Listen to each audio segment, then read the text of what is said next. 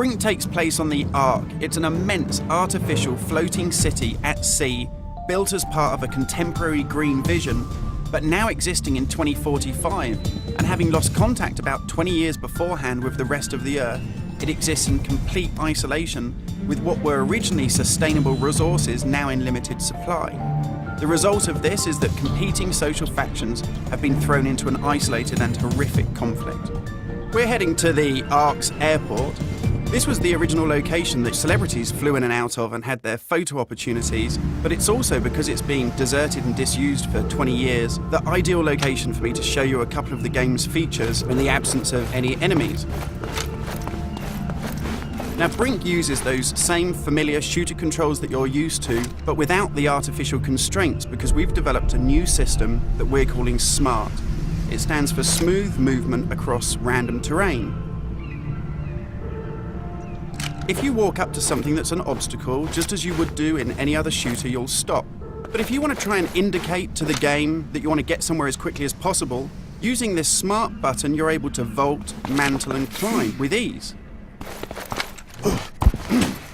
And this is a cool system for helping you navigate through the game, but it's not an autopilot. You don't enter a canned animation that you can't get out of. It's great for advanced players too. If you're approaching an obstacle like a security sensor, and you want to make it through that obstacle without perhaps alerting the enemy to your presence, you could just look up and you'll mantle up and over that automatically. And by the same token, if you use your same SMART button just running towards something and looking down, you'll indicate to the game that you're able to slide under something. And this is really important because in Brink, we want you to be able to make tactical decisions about where you go and how you play. It's not a rail shooter where you're on a kind of minecart witnessing canned cinematics. And that's important too, because in Brink, irrespective of whether you play offline or online, you can create a cool identity for yourself that really reflects how you want to play the game.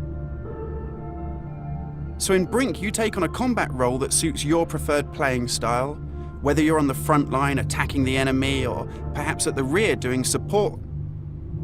You'll take part in military objectives as part of a coordinated squad.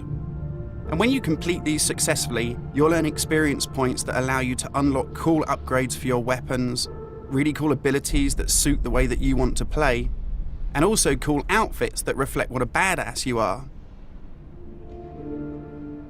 And you can do this irrespective of whether you play offline in traditional single-player style mode with no internet connection, or play cooperatively with up to 7 friends, or go online and play fully where the entire game is full of strangers.